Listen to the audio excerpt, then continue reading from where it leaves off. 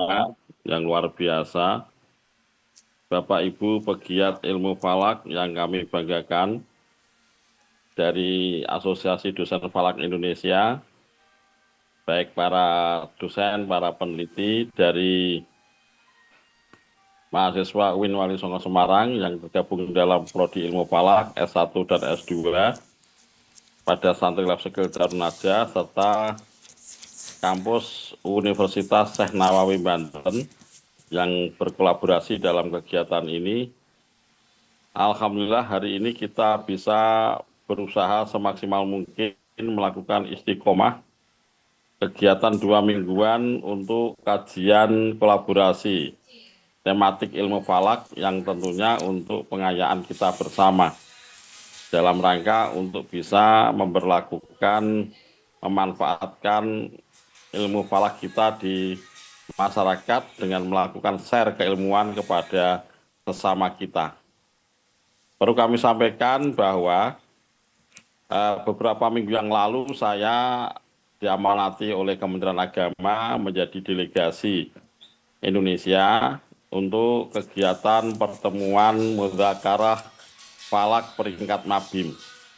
Mabim itu Menteri Agama Brunei, Indonesia, Malaysia, Singapura. Yang kemudian ada beberapa rekomendasi yang sangat strategis adalah kita bagaimana membangun jejaring keilmuan falak tidak hanya di tingkat Mabim, tidak hanya di tingkat Brunei, Indonesia, Malaysia, Singapura, mari kita tingkatkan di level Asia Tenggara. Dan saya ketepatan diamanati oleh para pegiat ilmu falak di Mabim tersebut untuk mengenahkodai. Tentunya ini menjadi poin penting bagi kita warga negara Indonesia. Ayo kita bangun bagaimana bersinergi untuk membangun kemaslahatan ilmu falak untuk ibadah kita. Apalagi secara geografis kita tidak jauh dari Asia Tenggara, yang tentunya baik dalam perspektif untuk menentukan arah kiblat, nanti yang akan disampaikan oleh metodenya oleh Pak Husain, maupun dalam penentuan awal bulan Komariah, baik awal Ramadan, Syawal, dan Dzulhijjah. Tentunya nanti kita akan makin kaya dengan upaya untuk memberikan manfaat ilmu falak ya. Ini hadir juga Pak Kiai Ma'rufin Sudibyo. Terima kasih Pak Kiai Ma'rufin yang dalam kesibukannya masih bisa hadir dalam kesempatan yang luar biasa ini.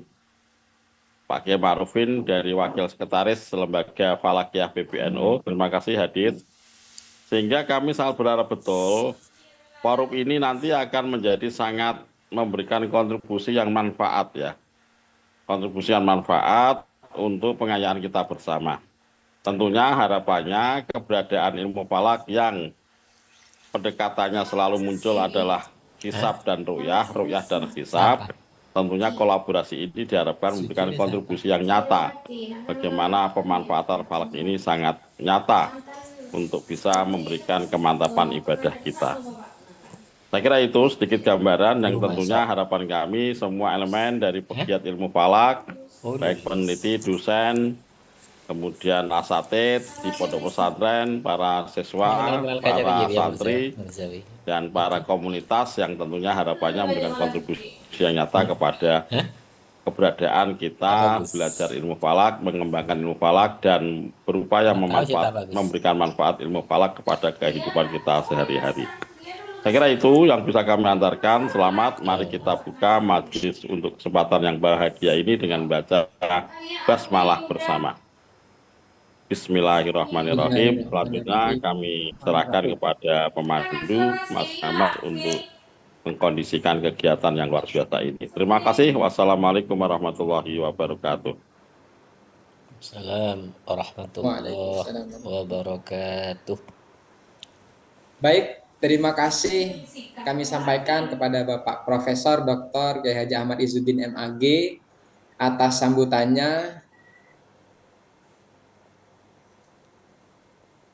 Baik, sebelum kita memasuki sesi inti, izinkan saya memperkenalkan narasumber kita yang sangat luar biasa pada kesempatan hari ini.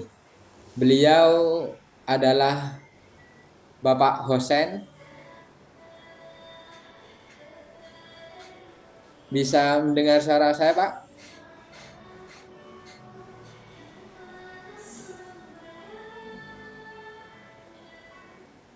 Apakah sudah tidak terkendala, Pak? Halo. Bagaimana? Apakah sudah siap? Suara saya kedengaran? Satu ya? Ya, terdengar, Pak, tapi kecil. Ya. Beliau adalah Bapak Hosen, yaitu dosen ilmu falak di Fakultas Syariah dan Hukum di UIN Madura. Nah, beliau ini dikenal sebagai akademisi yang aktif dan juga meneliti dan menulis beberapa hal di bidang ilmu falak, khususnya dalam hal ini yang berkaitan dengan kajian-kajian yang berkaitan dengan penentuan arah kiblat, hisab ruqyah, dan juga isu ilmu falak kontemporer lainnya. Selain itu, beliau juga berpengalaman dalam memberikan wawasan, pernah menjadi pemateri dalam diklat ilmu falak dan lain sebagainya. Nah, dengan pengalaman-pengalaman beliau di dunia akademik dan juga kepakaran di bidang ilmu falak, insya Allah materi yang akan disampaikan dapat memperkaya wawasan kita, khususnya terkait dengan ijtihad dan teknologi dalam penentuan arah kiblat dari masa ke masa. Baik, izinkan saya sapa dulu Bapak Hosen, apakah sudah siap untuk menyampaikan materinya, Pak? Bentar dulu, karena laptop saya bermasalah barusan. Iya, Pak, ini suaranya masih kurang begitu jelas, Pak, masih sangat kecil suaranya.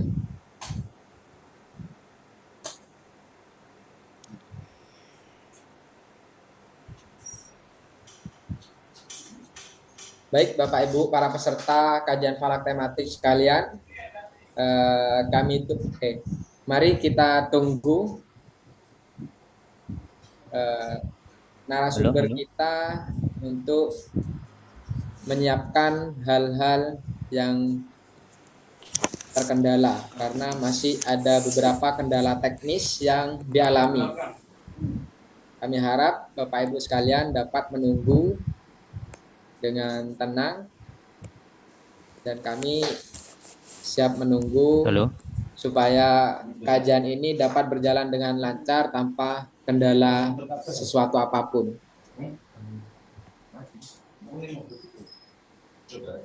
Halo. Halo, Pak. Masih kecil, Ustaz?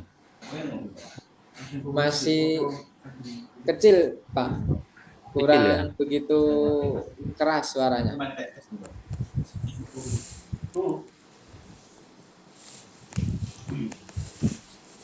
Halo. Ya, Pak. Masih kecil? Iya, masih kurang keras sih, Pak. Kalau di suara saya. Mungkin sudah cukup kedengaran. Oh, itu sudah cukup kedengaran. Apakah sudah siap, Pak? Full ini anunya. Volumenya sudah full. Oh, baik.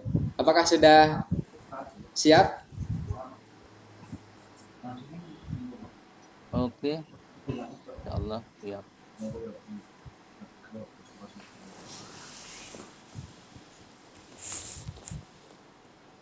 Bisa dimulai.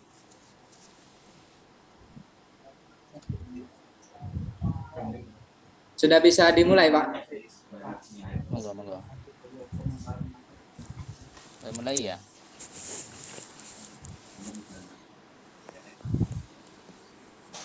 Assalamualaikum warahmatullahi wabarakatuh. Kami persilahkan.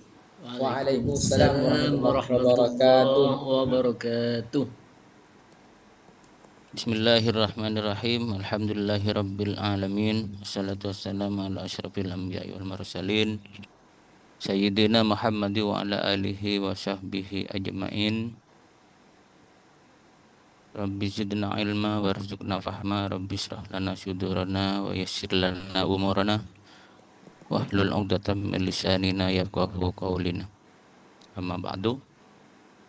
Yang kami muliakan para alim, para ulama.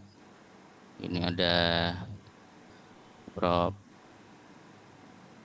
Kiai Haji Ahmad Isuddin dan masih banyak yang lainnya dari senior-senior saya. Ya mohon maaf jika nanti penyampaian saya kurang memuaskan karena ini ya memenuhi tugas yang kemarin dimohon atau diminta oleh Prof. Isuddin sebagai ketua ADFI dan sebagai ketua organisasi yang terbaru Perkumpulan Falak di Asia Tenggara. Mudah-mudahan beliau tetap diberi kesehatan, panjang umur, dan semuanya juga sehingga bisa berkhidmah di bidang ilmu falak yang sekarang sudah mulai berkembang. Jadi sudah tidak langka lagi sebenarnya karena banyak sarjana-sarjana yang sudah lulus ilmu falak begitu. Jadi sebelumnya mohon maaf agak terkendala ini. Tadi sudah enak masuk di Zoom, kemudian laptopnya ngadat. Ya syukur ada laptop cadangan sehingga acara ini mudah-mudahan bisa menambah hasanah kita walaupun nanti pembahasannya sederhana.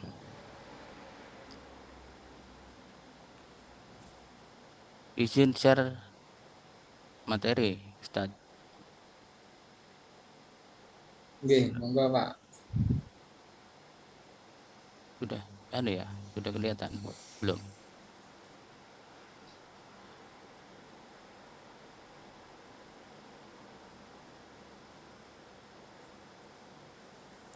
Sudah kelihatan, Ustaz? Sudah terlihat Pak. Oh baik, terima kasih.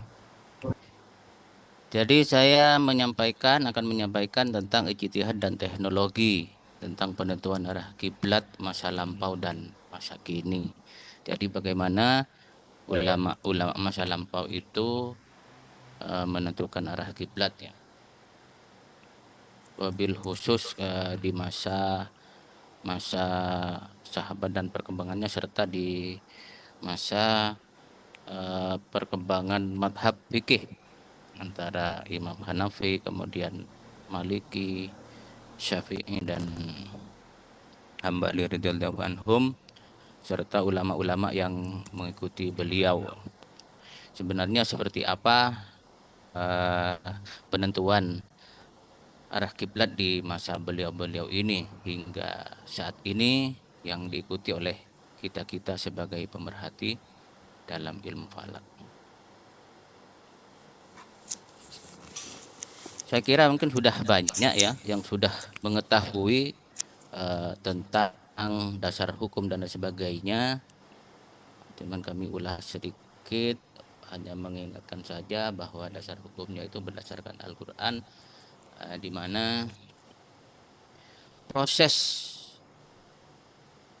terutama perubahan arah kiblat dari Masjidil Aqsa di Palestina yang sampai saat ini masih ya begitulah yang kita ketahui, masih belum merdeka. Ini banyak peristiwa-peristiwa. Walaupun sebenarnya Rasulullah itu menginginkan sejak beliau diperintahkan untuk melaksanakan sholat 5 waktu ketika Isra Mi'raj itu, beliau menginginkan kiblatnya ke Ka'bah yang sudah ada dan sudah dibangun oleh leluhur beliau, Nabiullah Ibrahim dan Nabiullah Ismail. Tetapi di situ Allah belum memastikan, sehingga yang diikuti adalah kiblat sebelumnya, agama sebelumnya, yaitu Masjidil Aqsa. Sampai beliau hijrah ke Yasrib yang kemudian berubah menjadi Madinah. Sebenarnya hati beliau itu tetap menginginkan berkiblat ke Ka'bah karena beliau itu sangat cintanya kepada peninggalan leluhurnya, kakek nyembahnya begitu.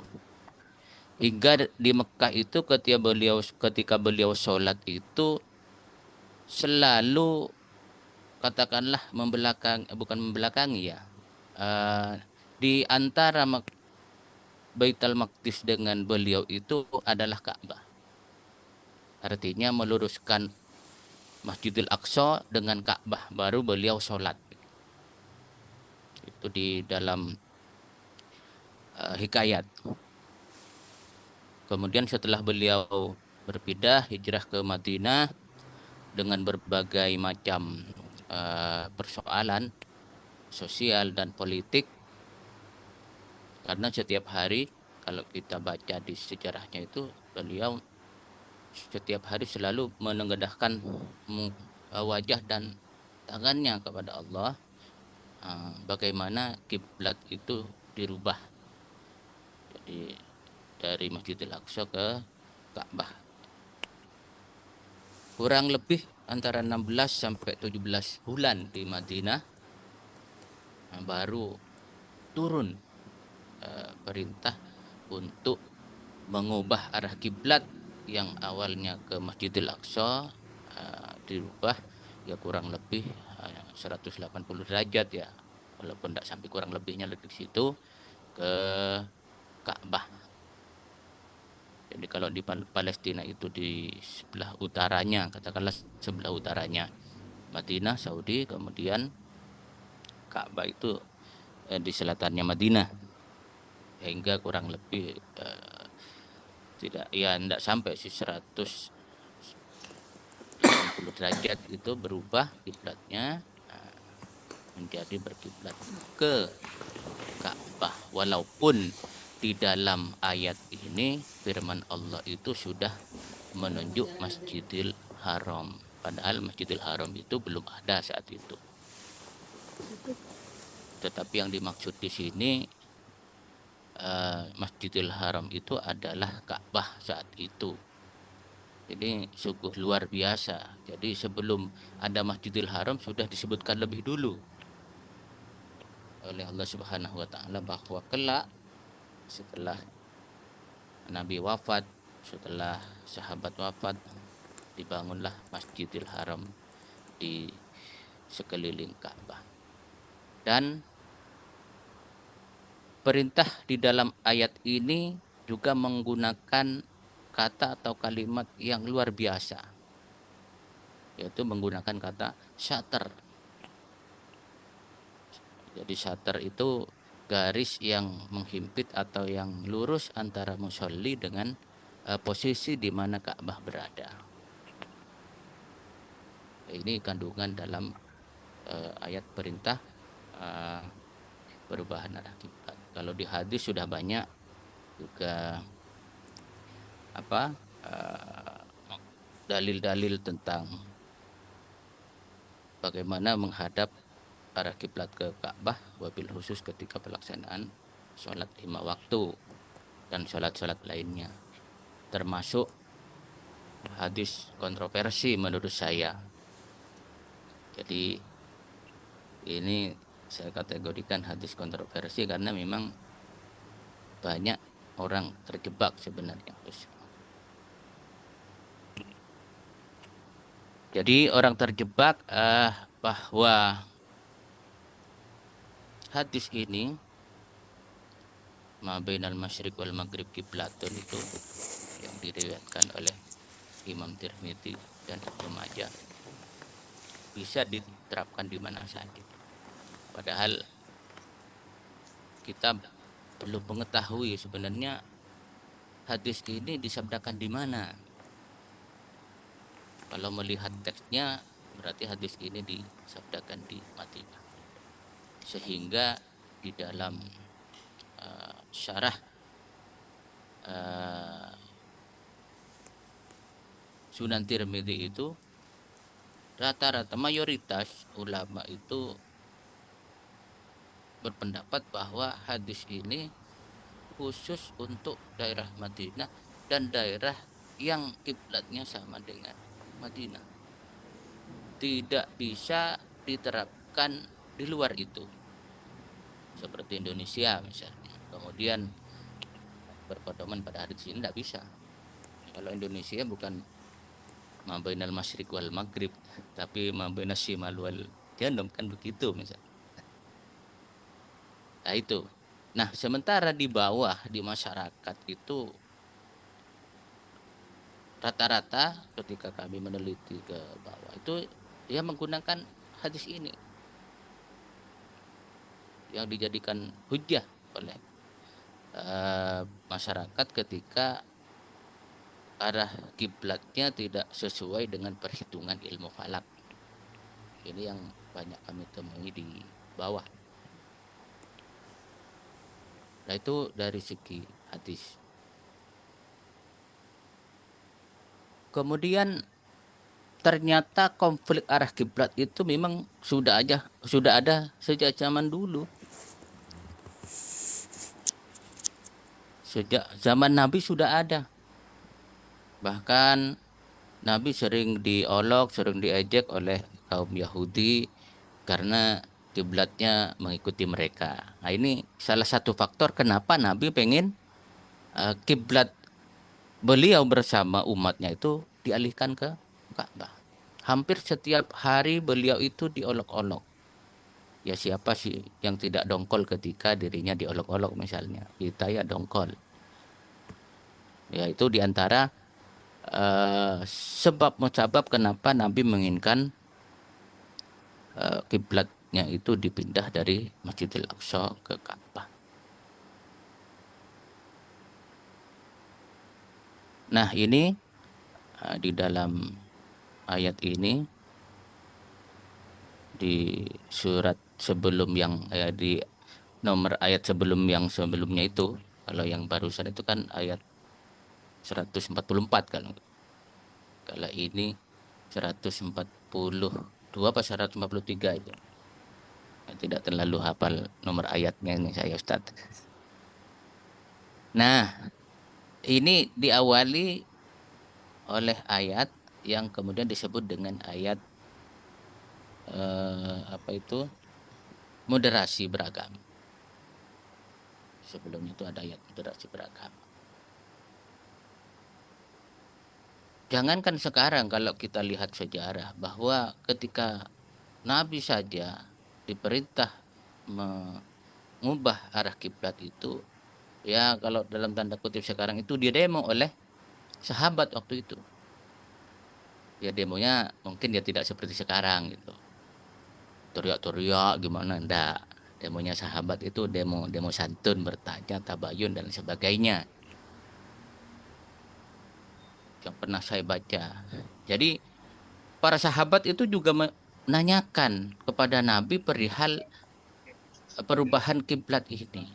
Nabi, kenapa kemudian kiblat diubah?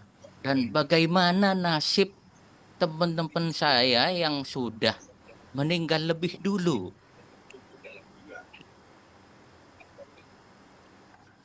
Jadi itu pertanyaan sahabat yang luar biasa. Jadi bagaimana nasib teman-teman yang sudah meninggal, yang sudah wafat lebih dulu?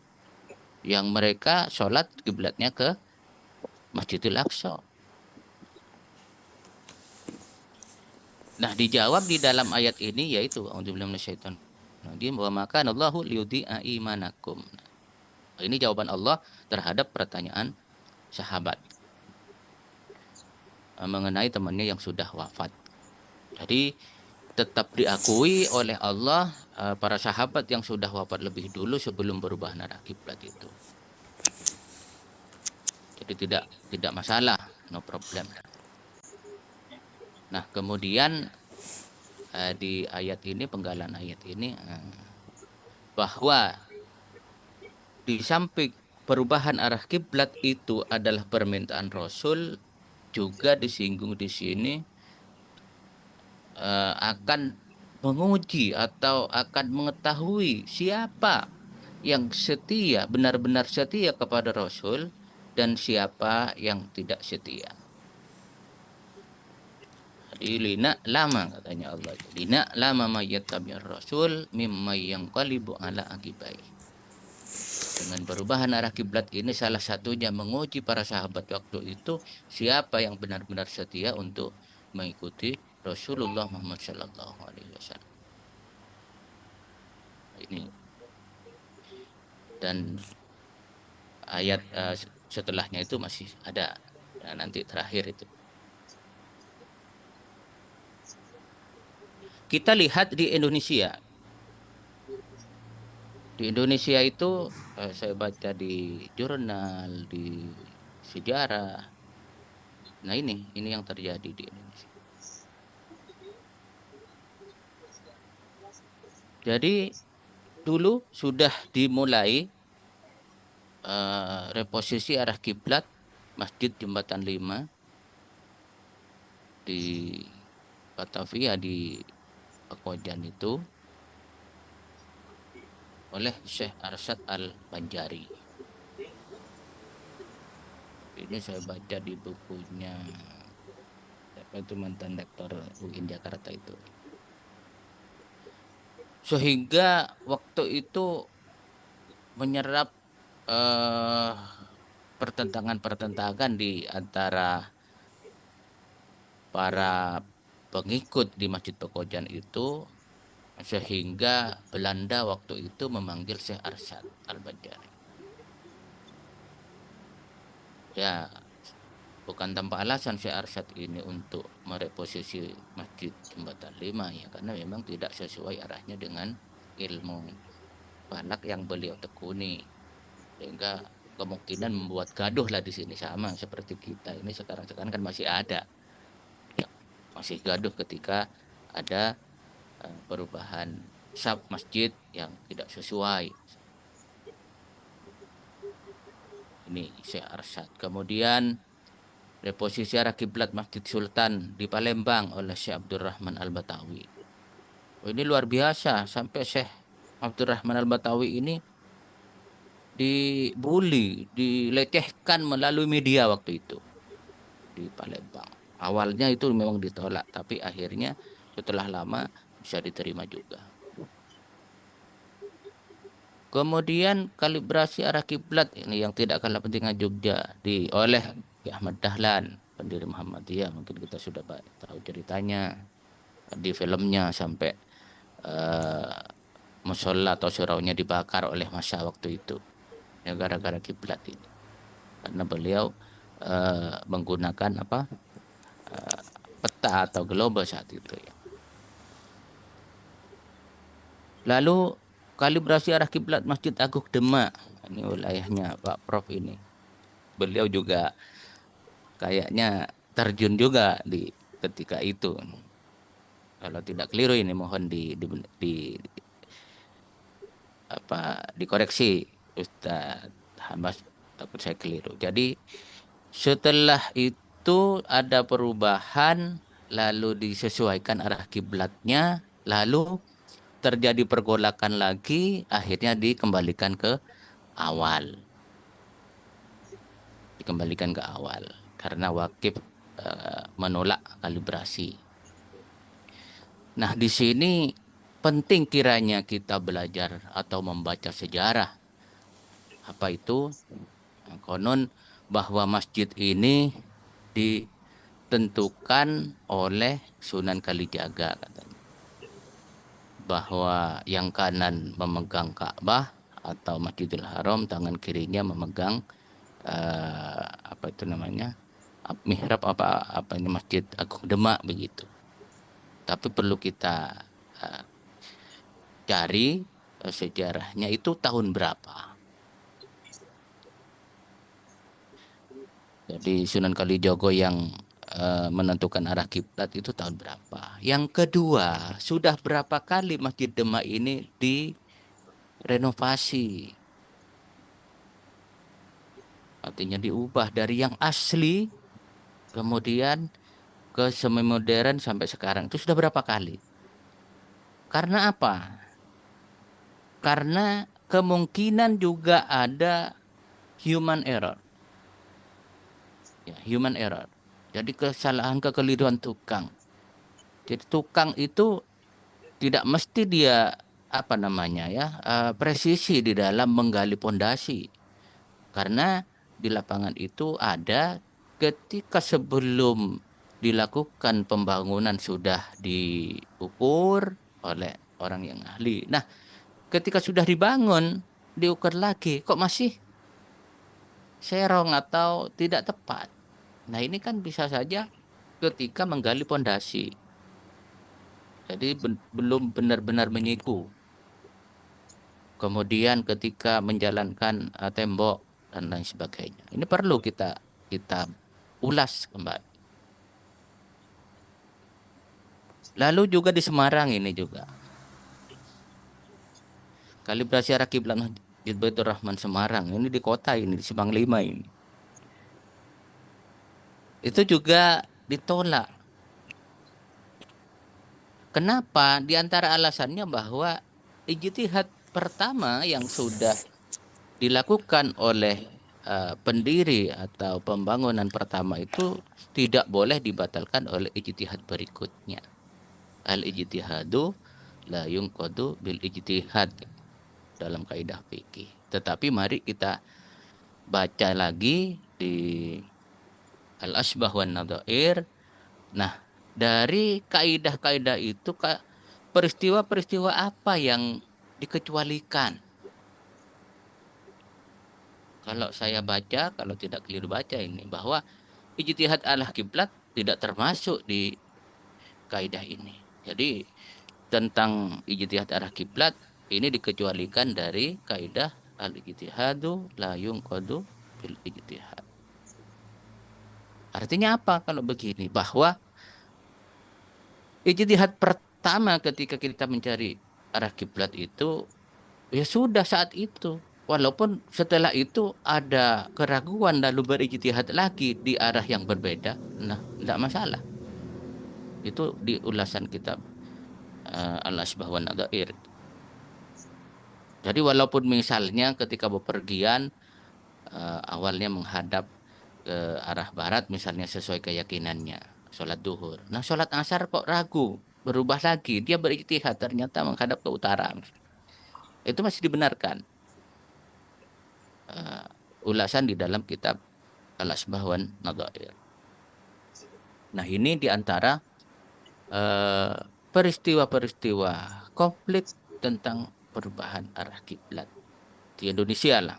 Kita tidak bicara di luar di negara kita sendiri. Nah, metode-metode apa yang ada di kita yang dimiliki oleh kita misalnya tentang menentukan arah kiblat. Kalau saya lihat di kitabnya Kiai Haji Ahmad Ghazali Muhammad Fatullah Pengasupan pas Alam Mubarak dan Bulan itu paling tidak ada 8 macam rumus cara menentukan kiblat. Ada 8 rumus. Tidak tahu yang lain sudah tahu berapa rumus ini. Ada bukunya Prof. Is, ada bukunya Kiai Selamat Hambali, ada bukunya Kiai Muhyiddin Hasin dan lain sebagainya. Ini saya menemukan di kitabnya Kiai Ahmad Ghazali Muhammad Fatullah. Ada 8 rumus itu. Cara menentukan arah kiblat. Kemudian metodenya ya ada istiwa adam itu yang klasik ya. Tapi harus menunggu bulan Mei dan bulan Juli. Lama kesuwen katanya Ustadz Hamas ini. Ada yang bisa menggunakan siku-siku, ada yang menggunakan azimut, dan menggunakan bayangan matahari. Bahkan ada bayangan matahari real time sesuai waktu yang kita kehendaki. Kalau dulu mencontohkan untuk mencari arah barat sejati itu harus menggunakan genomon 1 jam sebelum duhur dan 1 jam setelah duhur, baru digaris, baru ketemu. Itu kalau sekarang kesuwen kan, atau abit geluk ya Bandeng Madura. Jadi ada yang kapan, misalnya jam sekian, kita diundang jam sekian ya jam sekian, misalnya. Sama seperti teodolit itu, tetapi masih menggunakan yang sederhana. Sarana, sarana ada yang sederhana dan murmer alias murah meriah, ya tongkat istiwa, kemudian bandul, penggaris busur. Kemudian yang modern dan berharga ada kompas, miswala, istiwa'ain, teodolit, teleskop, GPS, Google Earth. Akurasinya 50-50. Mengapa saya bilang 50-50? Ya tergantung skill juru ukurnya. Ya, jadi tergantung skill juru ukur. Gak tahu kalau di Jawa ini Ustadz Hamas. Kalau di Madura itu kalau ada yang fanatik, jadi pengukuran itu tidak cukup 1 kali. Kenapa? Ya masih diragukan misalnya. Ini pengalaman saya setelah tahu dari orang lain itu. Jadi pengukuran arah kiblat masih meragukan ya orang yang mengukur pertama. Itu mengundang lagi di waktu yang berbeda setelah itu diundang. Kira-kira benar ini enggak pengukurannya ini yang pertama. Nah itu. Jadi kita harus punya skill yang profesional betul itu. Kalau di Madura ya nggak tahu kalau di Jawa. Ya khawatir seperti itu. Bahkan nanti ada fotonya yang sudah dirubah luar biasa itu diukur 3 kali di waktu dan orang yang berbeda. Saking dari apa? Karena memang terlalu jauh. Untuk meyakinkan bahwa pengukur pertama itu betul-betul akurat begitu. Kenapa? Karena ya di situ konflik yang terjadi antar takmir waktu itu. Nah ini dari rumus, metode, dan sarana. Yaitu, walaupun misalnya kita punya tongkat istiwa atau hanya bandul, penggaris busur, tetapi kita punya skill yang luar biasa, misalnya insya Allah tidak kalah akuratnya dengan yang menggunakan teodolit.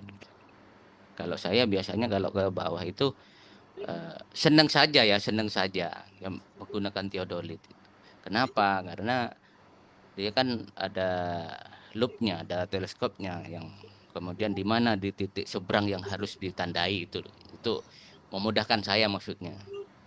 Kalau pakai yang manual itu kan harus tarik benang sampai benar-benar lurus begitu. Ya macam-macam lah penggunaan alat pengukur kiblat. Nah, ini arah kiblat dalam madhab fikih. Mungkin mengingatkan saja ini. Gimana para ulama madhab itu menentukan arah kiblat. Ini pendapat madhab ulama madhab Syafi'i dan Hambali. Wajib menghadap ke fisik, ke ain Ka'bah.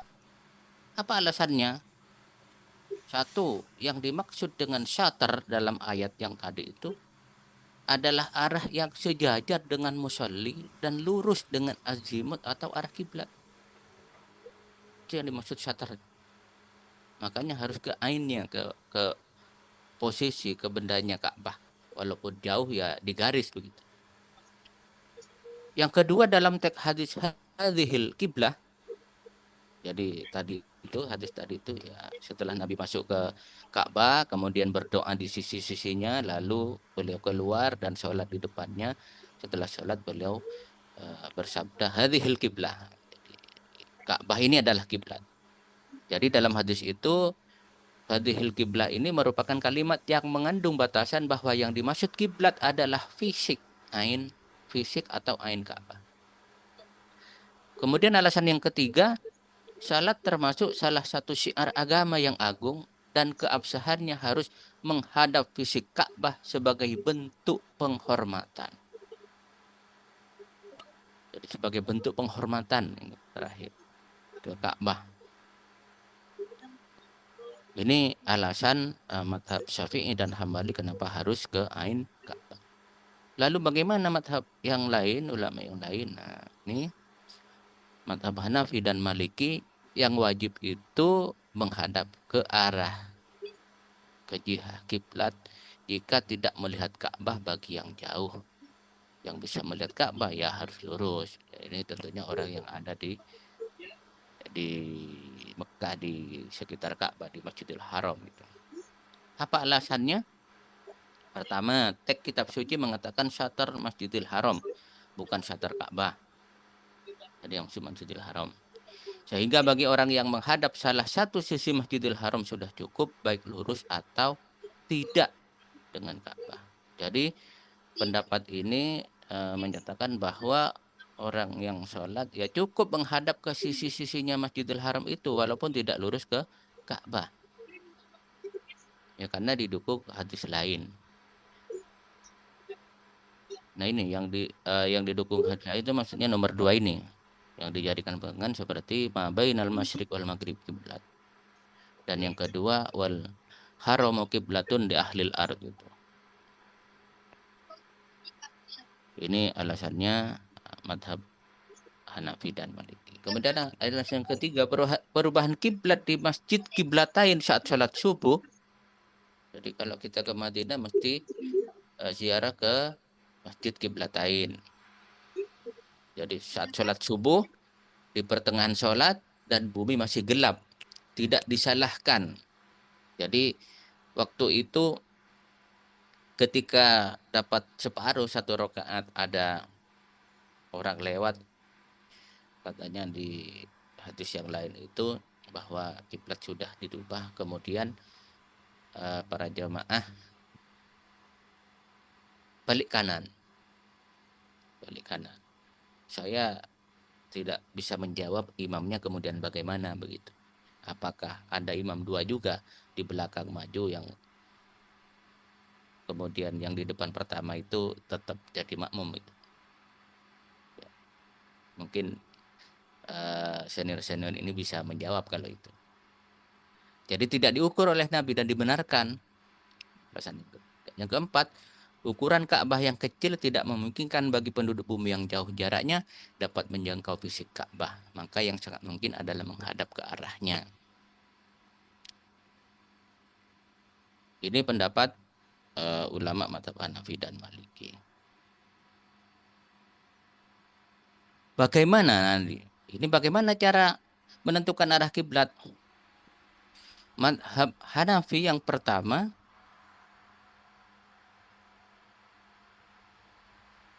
jika di daerah itu ada masjid yang dibangun oleh sahabat atau tabi'in, wajib mengikuti mihrab masjid tersebut.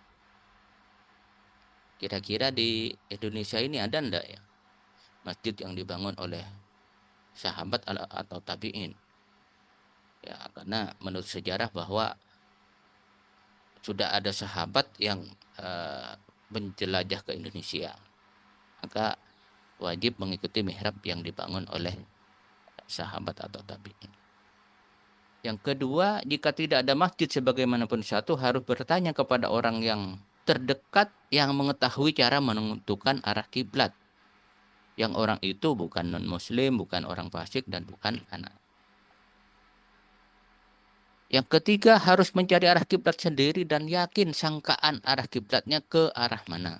Nah, ini sudah ke ijtihad ini. Karena tidak ada petunjuk.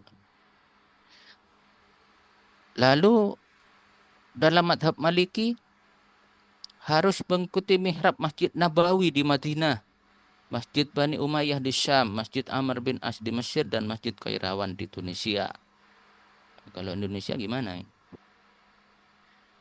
Yang kedua, berpedoman pada mihrab masjid terdekat yang ditentukan menurut kaidah yang benar. Kaidah yang benar. Jika tidak sesuai dengan kaidah yang benar, boleh berijtihad sendiri dan tidak mengikuti mihrab tersebut. 3. Mengikuti mihrab masjid setempat selama tidak ada orang yang mengkalibrasi arah kiblatnya. Jadi artinya kalau tidak ada orang yang mengkalibrasi ya kurang tahu ilmunya begitu. Jadi ikut saja. Ini dalam menentukan arah kiblat menurut mazhab Maliki. Keempat, apabila tidak ada mihrab masjid sama sekali, maka harus bertanya kepada orang yang paham dan ahli dalam menentukan arah kiblat. Harus bertanya kepada ahlinya. Jangan bertanya kepada orang yang tidak ahli. Dalam mazhab Syafi'i, harus mengetahui arah kiblat secara pribadi tanpa bertanya kepada orang lain.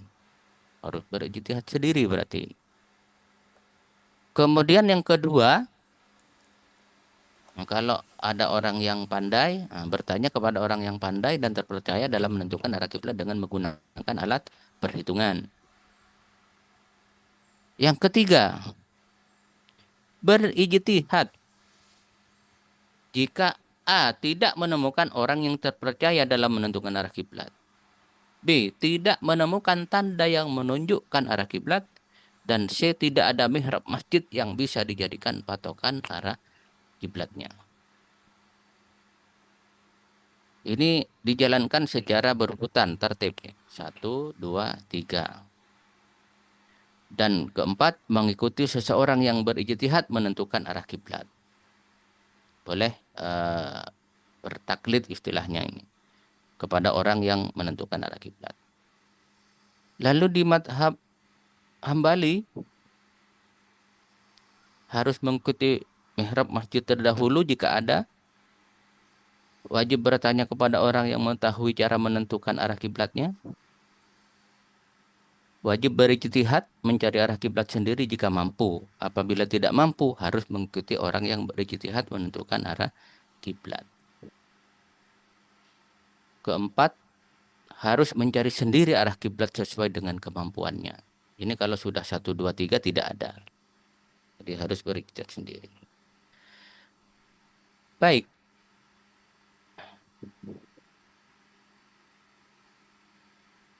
Kita tahu ada fatwa MUI yang juga kontroversi pada saat itu. Yang nomor 3 dan tahun 2010 tentang kiblat. Kita sudah tahu, paling tidak poin yang ketiga ya. Jadi poin yang ketiga yang ini menjadi persoalan. Letak geografis Indonesia yang berada di bagian timur Ka'bah atau Mekah, maka kiblat umat Islam Indonesia adalah menghadap ke arah barat. Nah, di sini yang menjadi pertimbangan adalah makalahnya Profesor Dr. Gaji Ali Mustafa Yakub Allahumma firlahu, yang notabene beliau tidak sepakat terhadap koordinat-koordinat.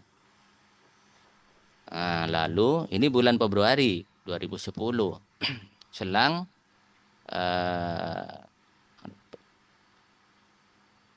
5 bulan berikutnya atau 4 bulan berikutnya, karena banyak yang memprotes terutama dari ahli-ahli falak waktu itu, maka keluarlah fatwa MUI nomor 5 yang dirubah yang nomor 3. Kiblat umat Islam Indonesia adalah menghadap ke barat laut dengan posisi bervariasi sesuai dengan letak kawasan masing-masing. Nah, yang menjadi patokan di sini adalah makalahnya Dr. Andes Ki Haji Ghazali Masyaruri, Ketua LFPBNU pada waktu itu, Allahumma firlahu. Nah ini, jadi yang pertama menggunakan makalahnya Profesor Dr. Gaji Ali Mustafa Yakub, yang notabene beliau tidak sepakat dengan koordinat-koordinat. Sementara yang ketiga adalah makalahnya Ketua LFPBNU saat itu. Ini fatwa MUI.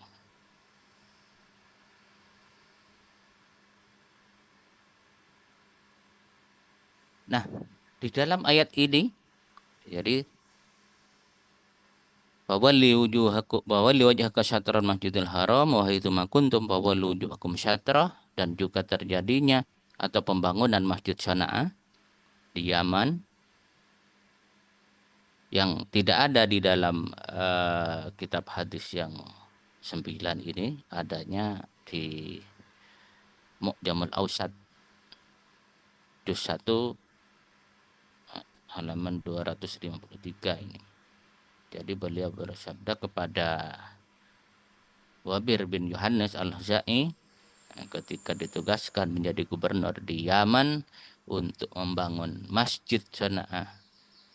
Di sisi kanannya Gunung Din. Di sisi kanannya Gunung Din. Dulu belum ada yang namanya koordinat. Karena sabda Nabi itu selalu didasari dilandasi oleh wahyu. Ya maklum misalnya kalau hari ini kurang tepat misalnya sampai ke lurus Ka'bah, tetapi pada saat itu yang masih buta teknologi sudah luar biasa. Itu Masjid Sonaa. Jadi jelas bahwa di sini adalah patokannya adalah titik koordinat. Termasuk satrah ini adalah titik koordinat. Jadi tidak sembarangan menentukan kemana musolli harus menghadap. Jadi kalau saya lihat dari ayat dan hadis ini. Nah, mari kita ke abad 18 Masehi, di mana Syekh Nawawi Al-Bantani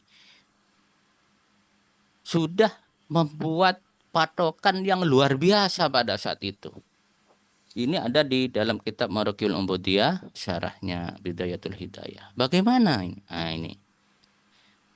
Jadi beliau itu sudah memberikan pedoman kepada orang setelahnya termasuk kita bagaimana mencari arah kiblat Jawa. Banten lah katakanlah di tanah kelahiran beliau. Ini lengkap dengan gambar seperti ini. Yang digunakan beliau adalah lempengan uang, nukut, lempengan uang. Jadi setelah ditentukan arah barat timurnya dengan tepat, kemudian yang kedua buat jajaran lurus, kepingan uang logam yang sama. Jadi bukan berbeda-beda. Kalau dulu masih ada 100 rupiah misalnya. Kalau sekarang ada logam 1000-an misalnya. Ya 1000-an semua. Jadi dari barat ke timur dijajar logam sebanyak 64 keping. Dari mana 64? Ini kalau saya analisis kalau menggunakan bujur Ka'bahnya 39 berarti di koordinat 103. 103 dikurangi 39 64. Nah, itu. Kemudian setelah lurus barat timurnya lalu buat jajaran di sebelah barat ke utara karena Ka'bah ada di utara. Berapa? Sebanyak 21 keping. Jadi ke utara 21 keping. Di paling barat ujungnya yang 64. Kemudian ujung timurnya ke selatan karena Jawa ada di lintang selatan. Berapa? 6 keping. Kemudian dari ujung 6 ke ujung 21 di garis. Nah, itulah arah kiblat Jawa. Ini abad ke-18. Jauh sebelum kita lahir. Kita nggak tahu masih ada di mana waktu itu. Ini Syekh Nawawi Al-Bantani sudah luar biasa pada saat itu. Beliau membuat pedoman bagaimana menentukan arah kiblat dari Jawa. Berarti apa ini? Mainnya kan koordinat, bukan arah barat, utara, timur, selatan dan sebagainya. Sudah presisi, sudah akurat waktu itu. Anda tahu setelah itu apa? Tidak ketemu membaca kitab ini atau bagaimana?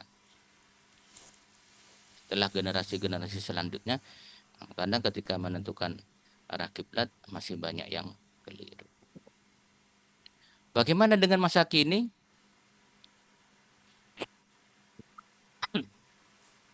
Kita sebagai juru ukur, bukan juru paksa merubah arah kiblat.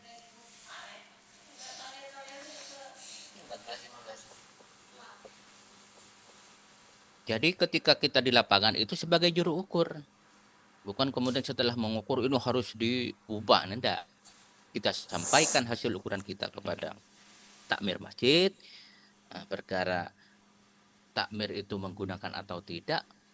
Sudah selesai tugas kita. Karena kita yang wajib adalah menyampaikan, kecuali mereka meminta kita untuk memberikan penjelasan atau wawasan lainnya. Itu yang harus kita terapkan. Sarana sudah banyak menggunakan yang modern. Ada HP, GPS, alat digital lainnya. Kita adalah juru dakwah, menyampaikan yang benar sesuai ilmu pengetahuan. Beliwu anni walau ayah. Jadi kewajiban kita adalah menyampaikan. Mereka mengikuti, alhamdulillah, tidak mengikuti, ya urusan mereka. Kemudian bagaimana fakta di lapangan? Karakter masyarakat kita berbeda-beda, Jawa, Madura, Sunda, dan berbeda-beda. Tentunya juga pendidikannya juga berbeda-beda, penerimaan mereka terhadap wawasan kita, penjelasan kita juga berbeda-beda. Nah, ini yang banyak. Menghormati pengukur pertama, sekalipun keliru menurut ilmu pengetahuan. Ini yang banyak terjadi. Jadi dianggap bahwa pahala beliau hilang. Sebenarnya tidak hilang. Itu masa beliau yang pertama, ya sudah selesai itu. Dan tetap yang mengukur pertama itu akan tetap mendapat pahala. Sekalipun menurut setelah dikalibrasi setelahnya keliru. Sebagian masih berpedoman pada hadis mabainal masyriq wal maghrib kiblah. Wakib lebih dominan daripada nadir. Jadi karena ya dianggap kuasa punya harta wakaf itu ini lebih dominan, padahal sudah bukan tanggung jawabnya. Ya nadir manut-manut saja.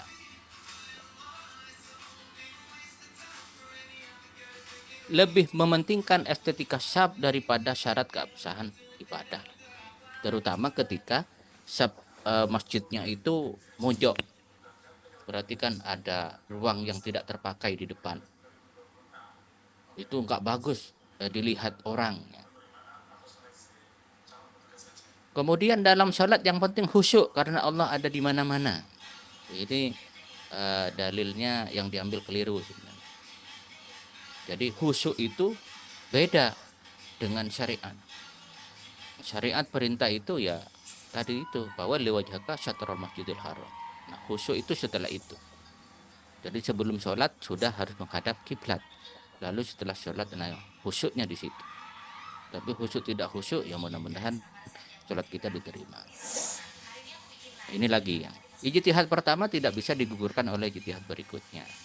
Jadi kita kembali ke yang bahasan tadi, bahwa tentang ijtihad arah kiblat tidak masuk pada kaidah al-ijtihadu la yunqadu bil ijtihad.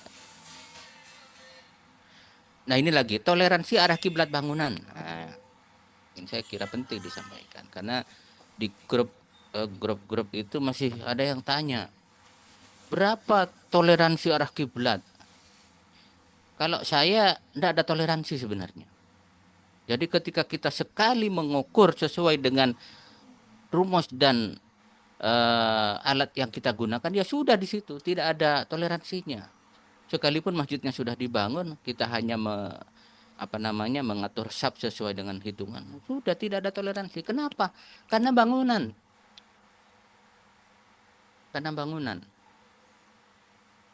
Jadi bangunan itu harus presisi. Nah, perkara orang, itu sudah beda-beda. Nah, orang yang menggunakannya itu beda-beda. Karena dia bukan robot. Ya kadang posisinya agak geser ke kanan atau agak geser ke kiri. Nah, itu manusia itu. Tapi kalau bangunan karena sudah diam tegak, tidak ada toleransi. Kalau ada toleransi, nanti yang sholat masih agak serong ke kanan sedikit, agak serong ke kiri misalnya, itu malah tambah banyak itu toleransinya. Sehingga kalau bisa menurut saya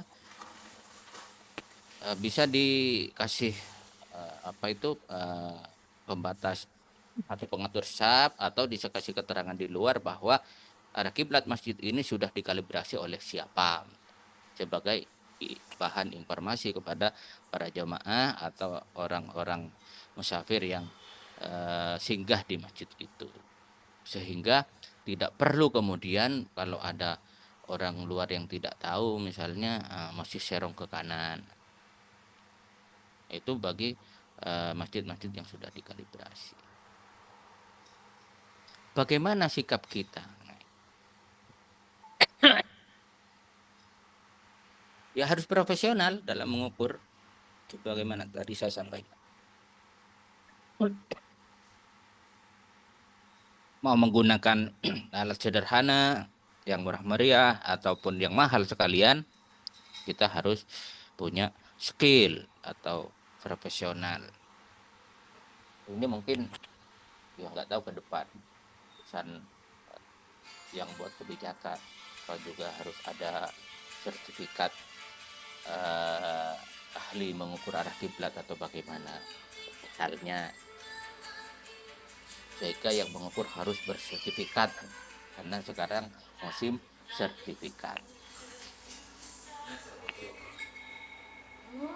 Kemudian yang kedua, manfaatkanlah teknologi yang sesuai atau teknologi dipadukan dengan metode klasik, ya sesuai dengan apa namanya selera kita. Nah, selera kita belum tentu sama. Ada yang biasa menggunakan alat ini, ada yang bisa menggunakan alat ini, dan lain sebagainya. Yang penting profesional. Intinya di sini. Inti yang pertama, bahwa kita menentukan arah kiblat itu adalah tentang ijtihad. Idza ijtahada fa asyaba falahu ajrani wa in ijtahada fa akhta'a falahu ajrun. Jadi ketika berijtihad menentukan arah kiblat namun salah, misalnya seperti orang-orang dulu yang keliru karena tidak menggunakan perhitungan, ya beliau sudah mendapat 1 pahala. Kemudian kalau memang benar, dapat 2 pahala. Jadi masalah ijtihad. Kemudian yang paling, ini yang paling paripurna sebenarnya tentang masalah arah kiblat. Di ayat yang berwarna putih itu sebenarnya.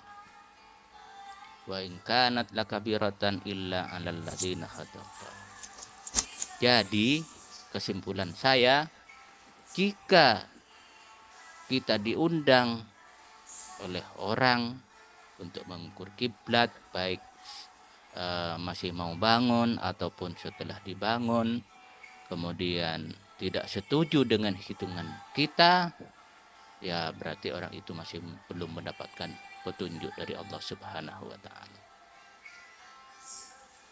Jadi kita yang sudah berijtihad, ya sudah kita sampaikan. Berarti yang belum mengikuti ijtihad kita, berdasarkan teks ayat ini, masih belum mendapatkan petunjuk dari Allah Subhanahu wa taala. Jadi kita sebagai juru ukur itu belum tentu sukses terus, karena di bawah tentu ada yang tidak sepakat dengan hitungan kita karena punya dalil masing-masing. Tidak masalah, karena itu adalah perjalanan hidup kita. Jadi 2 intinya, ijtihad dan petunjuk Allah Subhanahu wa taala. Saya ingat yang disampaikan Prof. Yusudin itu bahwa beliau juga pernah mengukur arah kiblat, tetapi jamaahnya tidak mau. Akhirnya di masjid itu kemudian diprint dan ditempel di temboknya masjid arah kiblatnya ke sana. Akhirnya lambat laun jamaah mengikuti. Nah, itu berarti hidayah Allah itu berjalan secara estafet begitu. Saya kira itu yang dapat saya sampaikan. Oh ya belum ya. Nah ini yang maksud yang tadi tuh. Jadi ini hasil pengukuran saya yang tadi saya sampaikan, diukur sampai 3 orang dengan berbeda waktu dan berbeda orang. Nah ini masjidnya setelah dikalibrasi ya kurang ke kiri, akhirnya kiblatnya agak mojok ke serong kiri, ke pojok kiri. Parah sekali. Kemudian di desa sebelahnya, nah ini desa sebelah, jadi agak ke barat dari Masjid Barusan, selatan jalan. Kalau Barusan itu utara jalan, karena setelah ditelusuri dengan wawancara bahwa berpedoman kepada jalan. Nah ini yang luar biasa ini sampai takmirnya dulu mendatangkan ketua MUI Kabupaten Pamekasan untuk memecahkan problem di masjid ini. Dramatis ini. Jadi awalnya dikasih lakban, terus hilang, dikasih lakban hilang, terakhir langsung keramiknya di circle, dipotong, diganti dengan keramik hitam. Jadi sampai sekarang aman, dia tidak ada yang membongkar. Sekian, terima kasih.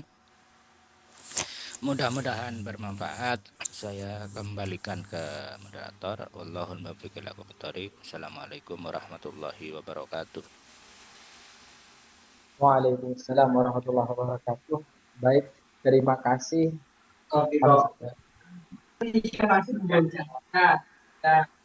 penyampaiannya yang sangat luar biasa mengenai arah kiblat ataupun tema yang kita bahas pada siang hari ini. Tentu ini bukan sesuatu yang sangat menarik, tapi juga disampaikan secara begitu jelas dan komprehensif bagaimana arah kiblat dari musim awal, bahkan sejak zaman Rasulullah itu sudah ada konflik ataupun yang mempertanyakan terkait arah kiblat yang bermasalah baginda Nabi Muhammad SAW. Sampai dengan eh, perkembangan zaman di Indonesia pun ada beberapa konflik-konflik yang sudah terjadi, baik itu di Jakarta yang diukur oleh Syekh Muhammad Arsyad Al-Banjari, di Yogyakarta diukur oleh Haji Ahmad Dahlan dan lain sebagainya, dan